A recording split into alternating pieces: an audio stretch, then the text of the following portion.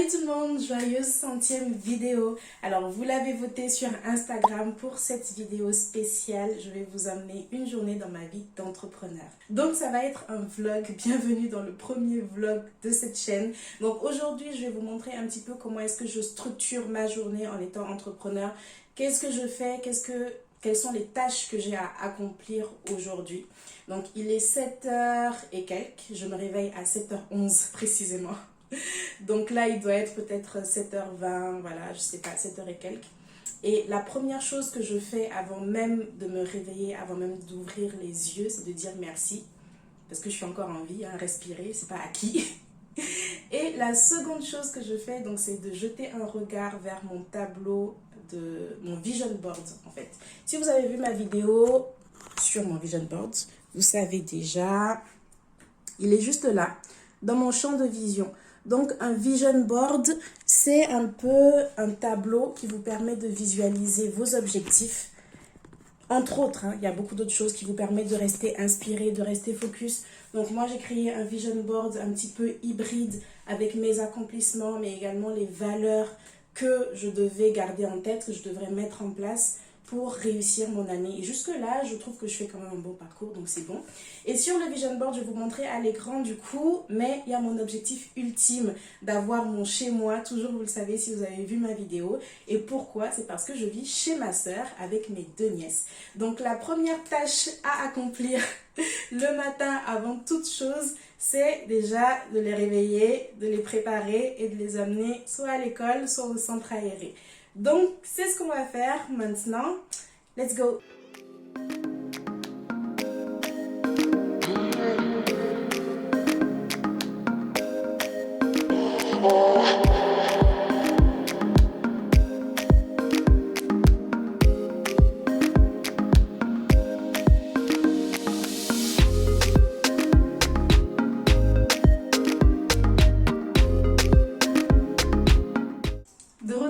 Alors, il doit être 8h30, je vais vous amener dans la deuxième étape, disons, de ma journée. Si vous connaissez un petit peu les habitudes que j'ai mises en place quand on est entrepreneur, vous savez déjà encore une fois, il s'agit de ma routine de gratitude. Une routine de gratitude, qu'est-ce que c'est? C'est un petit moment que je prends en début de journée pour me remémorer un petit peu les choses dans ma vie que je trouve positives, pour lesquelles je pense que j'ai de la chance. Aussi, c'est un moment où je m'inspire, voilà, en notamment lisant des phrases positives pour bien démarrer la journée avec un bon état d'esprit, mais également rester inspiré, rester focus sur mes objectifs. Donc, ce que je vais faire, c'est que je vais me munir de cette petite bougie qui est déjà presque terminée, de ma petite pierre, mon petit quartz rose, également de mon galet de diffusion aromatique ainsi que mon huile essentielle de petits grains bigarade. Je vais amener tout ça sur mon espace de travail et ça va commencer. Alors, c'est recommandé de faire ce genre de choses le matin dès le réveil. Mais moi, j'avoue que j'aime bien attendre quand la maison est calme. Je sais que je peux prendre mon temps, il n'y a pas de rush. Et voilà. Donc, sur la table, on ne voit pas tout ce que j'ai mis. Mais bon, ce sont les choses que je vous ai montrées tout à l'heure. Ce que je vais faire, c'est penser à minimum 3 choses pour lesquelles je ressens de la gratitude. Ça peut être n'importe quoi, ça peut être des choses très petites, ça peut être juste le fait d'aimer la couleur de ma petite pierre, ça peut être vraiment n'importe quoi. Minimum 3 choses. Et ce que je vais faire également, c'est prendre mon téléphone. Et dans cette application, qu'est-ce que je peux faire? Je peux tenir un journal de gratitude. Donc, j'écris moi-même, selon les jours, quand je le sens, des petits mots sur ce pourquoi je suis reconnaissante. Donc, ce que je fais en général le matin, c'est que je lis ce que j'ai déjà écrit. Si j'ai l'inspiration, si j'ai l'envie, j'écris. Voilà, aujourd'hui, je me sens reconnaissance pour ci, pour ça. Mais je n'écris pas tous les jours. Par contre, je lis tous les matins ce que j'ai déjà écrit auparavant pour me remémorer quand même tous les moments où j'étais heureuse.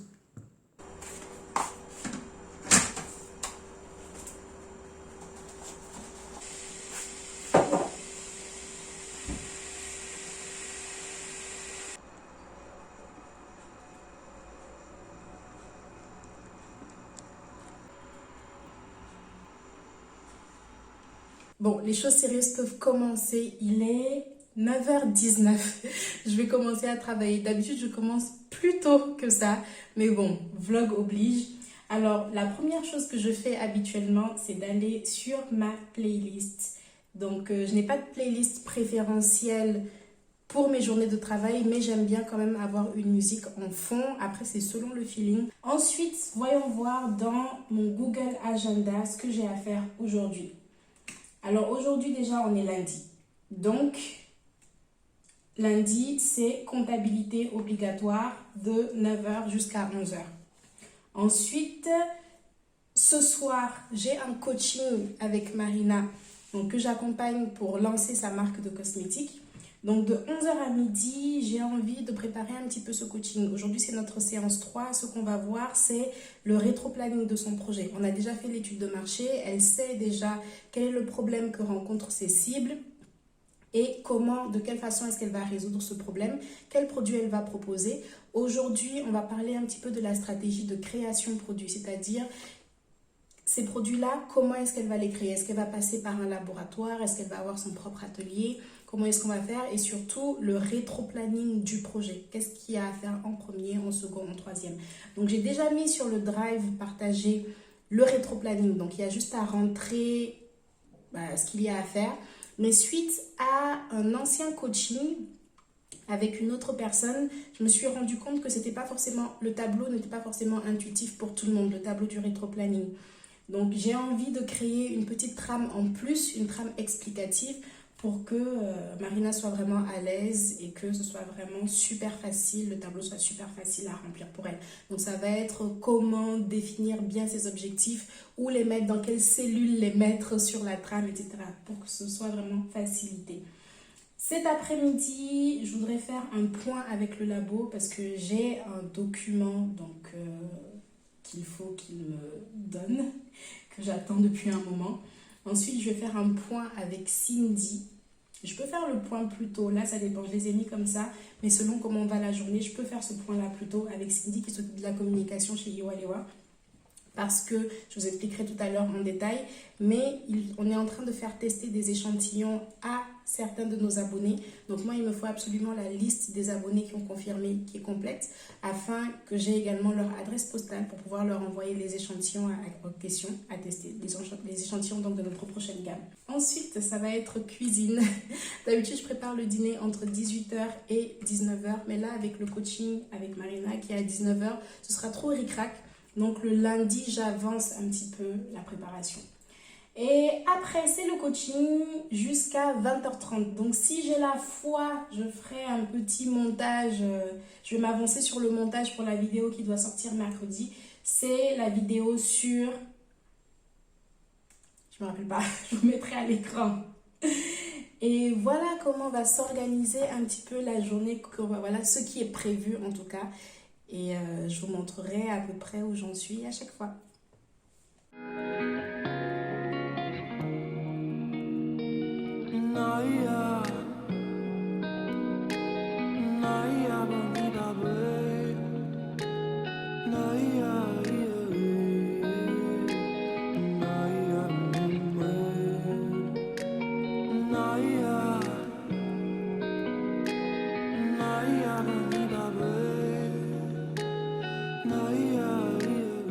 Il est 10h30, comme convenu, je termine un petit peu plus tôt. Ce que j'ai fait donc cette matinée pour mettre à jour ma comptabilité, vous le savez peut-être si vous avez vu ma vidéo comment tenir ses comptes quand on est entrepreneur. Je suis tout simplement allée sur mes tableaux de bord, d'abord sur mon compte bancaire en ligne pour récolter toutes les informations, toutes les opérations et je les ai rentrées moi dans mon tableau de gestion financière. Ensuite, je suis également allée sur mon dashboard de Dougs, qui est mon service de comptabilité en ligne. Génial d'ailleurs, si vous cherchez un comptable en ligne que vous êtes intéressé, je peux vous parrainer. Je vous laisse le lien en barre de description, vous irez voir. Et après avoir fait ça, j'avais quelques factures à payer, donc c'était faire le récapitulatif de quelles factures j'ai à payer. Également mettre à jour mon prévisionnel de trésorerie, aussi relancer des clients. Puis il y a une chose sur laquelle j'ai travaillé, dont je vous parlerai, je pense peut-être plus en détail dans une prochaine vidéo, c'est la mise en place d'un plan d'épargne pour l'entreprise. Voilà maintenant, donc on va passer à la seconde tâche de la journée. Ça va être de créer le document explicatif pour la séance de coaching que j'aurai ce soir. Donc la séance qui va concerner le rétro-planning, l'établissement du rétro-planning d'un projet de création cosmétique.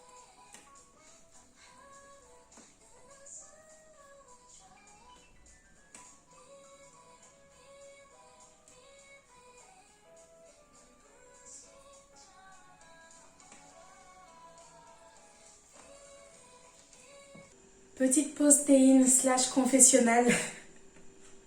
Alors, il est 11h30 à peu près. J'ai terminé la tâche que j'avais à faire avec 1 heure d'avance. Je suis vraiment au taquet aujourd'hui. Le lundi, en début de semaine, je suis vraiment au taquet. J'ai vraiment beaucoup d'énergie. Vous m'auriez donné les mêmes choses à faire vendredi ou jeudi. J'aurais mis 3 heures de plus.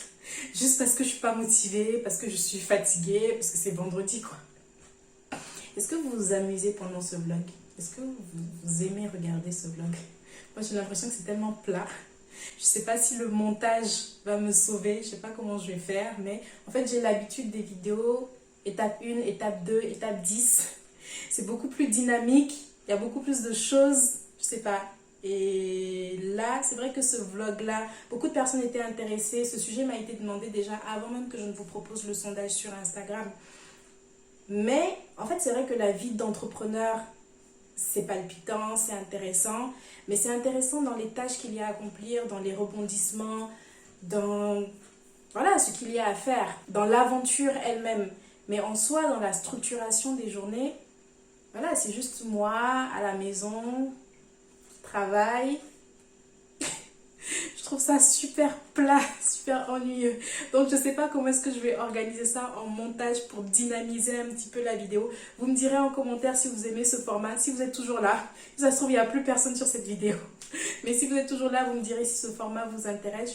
Je vais proposer également un autre format vlog, mais ce sera plus semi-vlog, semi-moi assise. Comme d'habitude, vous allez voir ce que je vous propose. J'ai déjà commencé à filmer. Et aussi, j'en profite pour dire aux personnes qui ont voté pour que la vidéo spéciale, la 100e vidéo, soit une vidéo où je vous montre comment est-ce que je crée mes vidéos sur YouTube, c'est-à-dire comment est-ce que je fais les recherches de sujets, quel matériel j'utilise pour me filmer, comment est-ce que j'organise les montages, quel logiciel de montage j'utilise, etc., etc. Vous en faites pas, je vais quand même faire une vidéo dessus, ça m'a été demandé personnellement et aussi ça semblait être un petit peu serré, je pense, dans les sondages. Et même, je trouve que c'est intéressant à voir parce que la vie de YouTube, les vidéos, tout ça, c'est vraiment différent de ce que je fais ici. Donc, je pense qu'il y a des choses à dire. Et aussi, si vous êtes intéressé peut-être par créer du contenu pour promouvoir vos activités, pour promouvoir votre business, ça peut être intéressant de voir comment est-ce que ça se structure, notamment sur YouTube.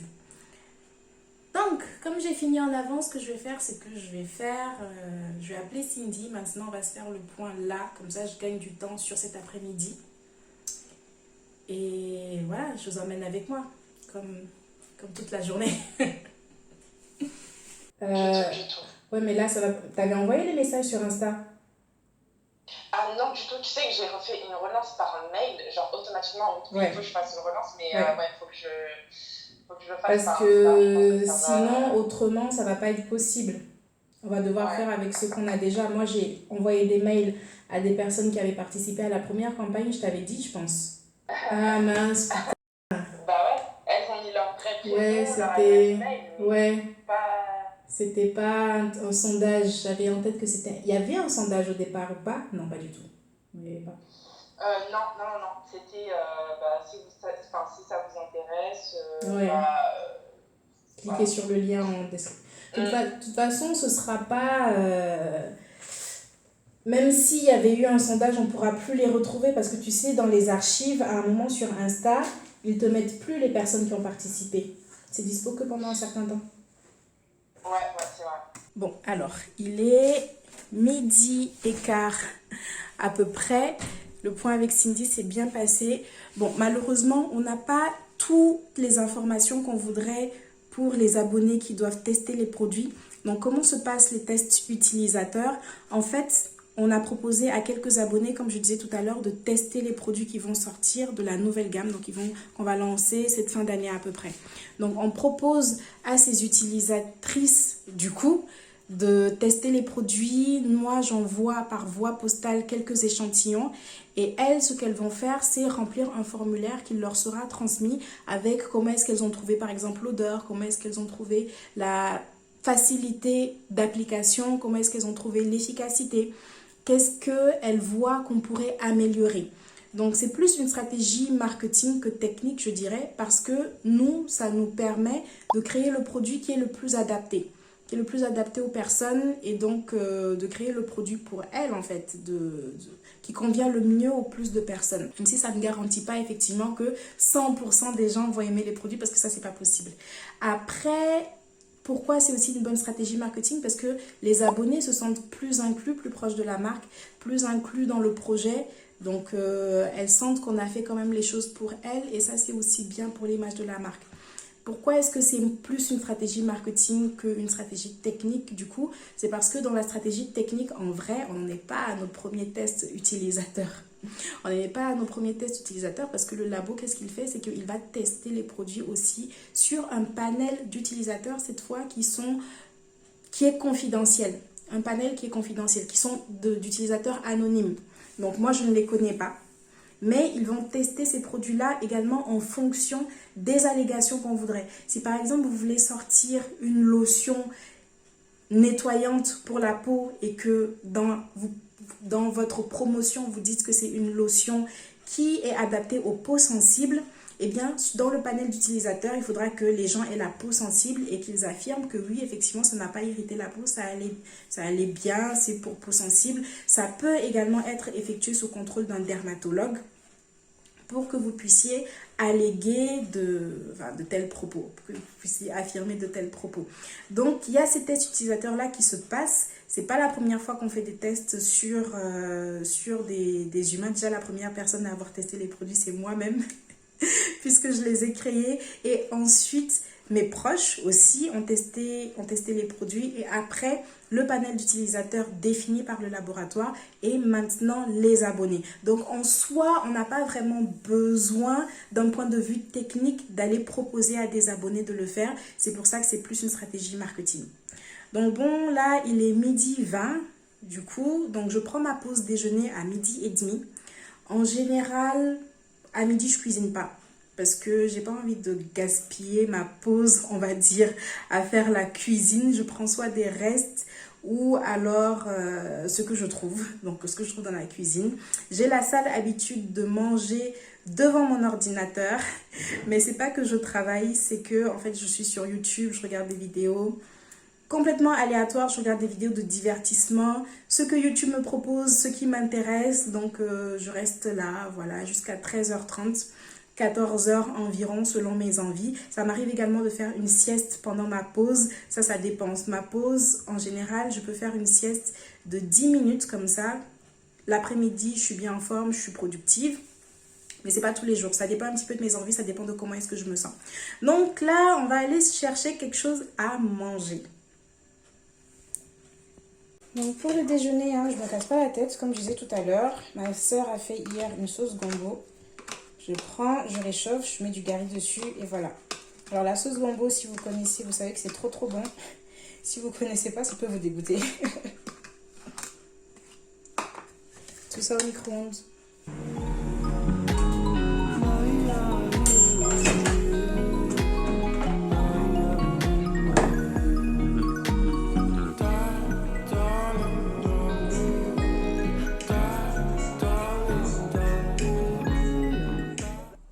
13h44, je vais me remettre à travailler. Pendant ma pause déjeuner, j'ai reçu un appel intéressant. Hier soir, j'ai envoyé une proposition de conférence au salon Beautiful Sister. Donc tout à l'heure, c'est la fondatrice qui m'a appelé pour me dire que la proposition avait été acceptée. Donc je suis super contente.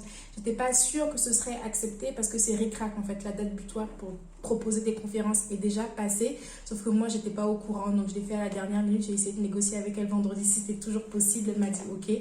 Donc voilà, et je vais donc participer au salon Beautiful Sista à Lyon.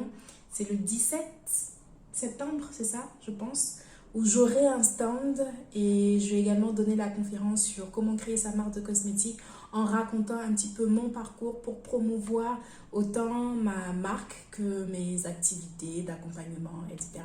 Alors, prochaine tâche à accomplir aujourd'hui, un petit point avec le labo. Ce que je voudrais, c'est les dimensions d'un certain flacon. Les dimensions que je dois absolument transmettre à ma designer. Ça fait longtemps qu'on attend ces dimensions-là. Et pourquoi c'est important maintenant? Tout simplement parce que le design, habituellement, c'est quelque chose qui vient à la fin du processus de création d'un produit cosmétique. Vers la fin.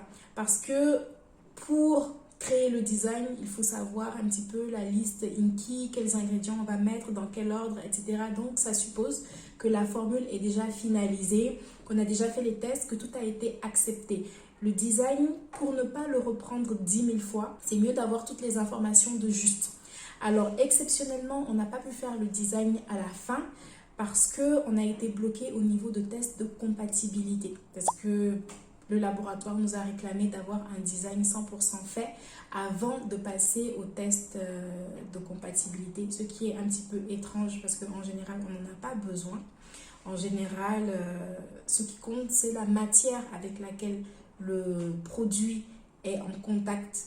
Le design n'est pas en contact avec le produit, enfin l'étiquette n'est pas en contact avec le produit, donc ça n'a rien à voir. Mais on nous a demandé ça, alors il faut le faire. On a bien avancé sur le design, je vous montrerai dans une prochaine vidéo. Est-ce que je peux montrer ça maintenant? Je vous montrerai dans une prochaine vidéo le design. On a bien avancé et on a pratiquement tout finalisé. Mais il me manque juste les dimensions de ce flacon-là en particulier pour ajuster l'étiquette, pour pouvoir lancer les impressions, au moins sur les échantillons qui vont passer le test de compatibilité. Je mettrai à l'écran ce que c'est que le test de compatibilité, j'ai oublié d'expliquer. Et donc voilà, donc juste avant de passer l'appel, je vais m'imprégner un petit peu encore des étapes à franchir. Donc je vais ouvrir le rétro-planning du projet, que j'ai déjà ouvert d'ailleurs en attendant. Je vais ouvrir le rétro-planning pour sortir tous les points qu'il est important de discuter, tout ce qu'il y a à faire, tout ce qu'il y a à voir. Ça va être un petit, voilà, un petit brief. Moi aussi, de mon côté, je devais revenir vers le labo pour certaines choses. Donc voilà, ça va être ça.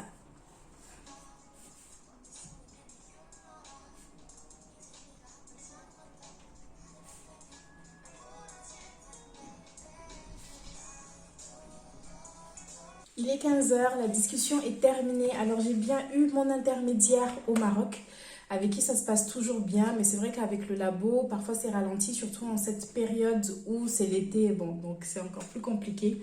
Mais en tout cas, on a essayé de faire avec ce qu'on a trouvé une solution par rapport aux dimensions des flacons qu'on n'a pas.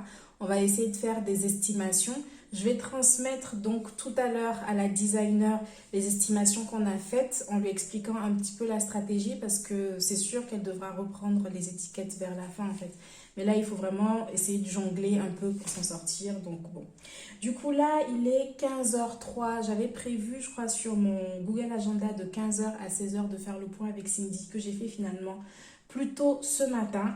Donc pour ça, c'est OK. Et ce que je vais faire, c'est que je vais contacter la designer. Je vais profiter de l'heure pour répondre à mes mails. En plus des mails, je vais consulter aussi vos messages sur Instagram.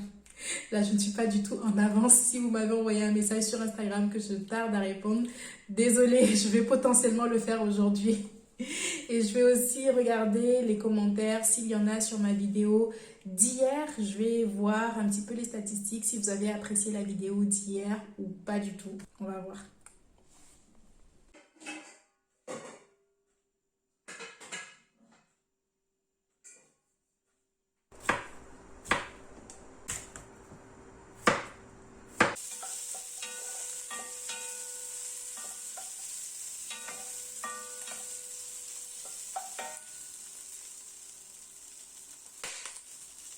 Bon, c'est officiellement le rush. Je Je n'ai pas tout à fait fini, il me reste encore du rangement à faire. Mais là, je dois me dépêcher parce qu'il est bientôt 18 h et j'ai 2 colis à récupérer en provenance du centre aéré. Donc j'y vais maintenant.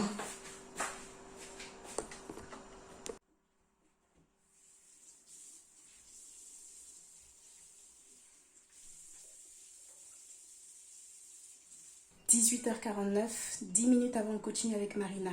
Je vais me connecter et la laisser venir. » Allô? Oui, je t'entends. Dieu merci. Ça va? Bonjour d'abord. Mon époux n'est pas là, donc si ça ne passait pas, j'étais foutue. Alors, avant tout, il faut que je te dise une chose. Donc, aujourd'hui, je devais filmer un vlog 24 heures dans ma vie d'entrepreneur. Donc là, j'ai filmé. On voit pas ta tête, mais on entend quand tu me dis bonjour. Est-ce que ça te dérange qu'on entende ta voix ou non? Non, ça va. Quand on ne me voit pas, c'est les enfants. Ok. Bon, c'est bon. Du coup, là, je coupe.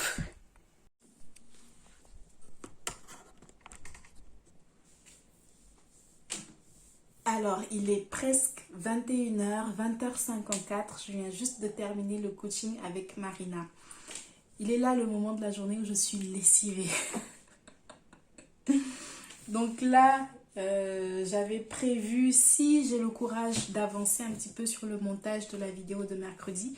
Mais je pense que je vais m'arrêter là. Je vais aller dîner, même si ça me fait tard. Mon heure de dîner idéale, c'est 19 h. Là, il est 21 h, mais je vais manger quand même un peu. Beaucoup. Parce que j'ai super faim.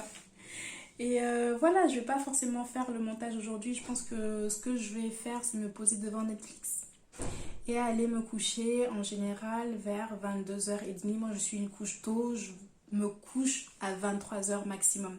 Alors, je vais clôturer ce vlog. J'espère qu'il vous a plu. J'espère que ça vous a plu de me suivre dans ma journée. Que vous vous êtes pas trop ennuyés. Je ne sais absolument pas ce que vous allez penser. Et aussi, souhaitez-moi bon courage pour le montage, sincèrement.